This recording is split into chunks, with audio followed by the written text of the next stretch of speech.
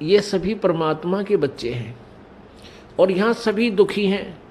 अब जैसे माता पिता जो बूढ़े हो जाते हैं, असहाय हो जाते हैं, अब उनकी सेवा करना आपका परम कर्तव्य बना है।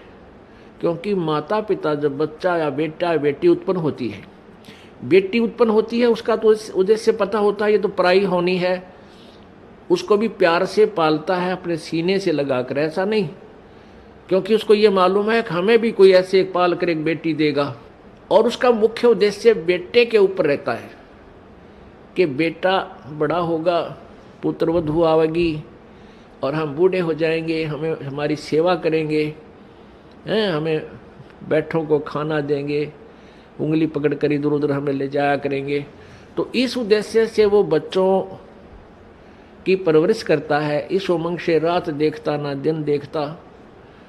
तो जब वो बूढ़े हो जाते हैं तो वो डिजर्व करते हैं आपसे वो सेवा, और आप वो कर नहीं पाते।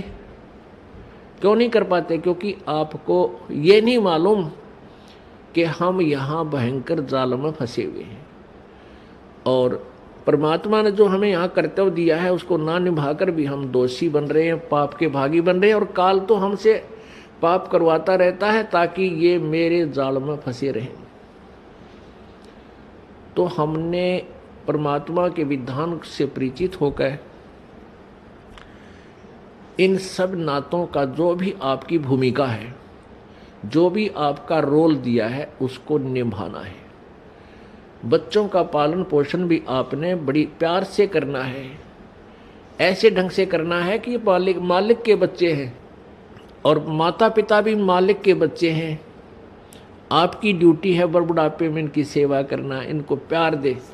बूढ़ा आदमी प्यार का भूखा होता है, प्यार तो बोल पड़े बस उसने, वो भूखा भी रह जाएगा। उसको पता है कि तेरी सटेज ऐसी होगी, जो मिल जाए वो खा ले, चुप करके नखरे मत करे। और नहीं करते हैं जो समझदार होते हैं, तो उनको प्यार से ही बोल पड़ो, इतना ही काफ़ी होता है।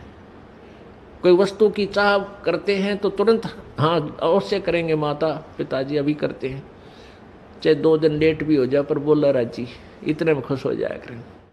और जब बच्चे हैं आपके, तो बच्चों का भी आपने पालन पोषण करना इस दृष्टिकोण से चाहिए कि तेरे ये भगवान के बालक हैं, उस सच्चे मालिक के बच्चे हैं, और हमारी ड्यूटी दे दी, हम इनके सेवक हैं।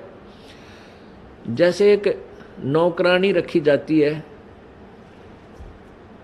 घर पे नौकरानी रखी जाती है, और उसकी ड्यूटी लगा दी कि इस पुत्र की या पुत्री की, बेटा और बेटी है मेरी, उस मालिक ने नौकर रख ली और इनकी ड्यूटी लगा दी, उनका पैसा दे दिया कि ये इनका सामान है, इसको खाना खिलाना है, कपड़े पहनाने हैं, इस प्रकार इनको नहलाना धोना है, और स्कूल छोड़ के आना है, विद्यालय ले जाना है और लाना है। अब वो बहन, वो नौकरानी या नौकर उस मालिक के बच्चे जान के उन बच्चों की अपने बच्चों से भी ज़्यादा केयर टेक करता है। और जब उसको निकाल दिया जाता है, नौकरी से निकाल दिया जाता है, तो मुड़ के नहीं देखता फिर उन बच्चों की तरफ। और जब तक वो नौकर रहता है, उनकी सेवा की ड्यूटी है, वो बहुत चिंतित रहता है कि मालिक गुस्सा ना हो जा, इनकी कोई सेवा में फर्क रह जा, कोई कमी ना आ जाए। कि पहले हमने इस काल के इस षड्यंत्र को समझना होगा। फिर षड्यंत्र समझ में आने के बाद फिर क्या है कि जैसे यहाँ कोई भी आपका बेटा है, बेटी है, माता है, पिता, बहन, भाई है, ये सभी अपने हैं। चाहे कोई रिश्तेदार है या बाहर वैसे कोई प्राणी है, दूर देश का है, गांव का है, कोई भी प्राणी है, ये सब अपने ही हैं। हम एक पिता की संतान हैं।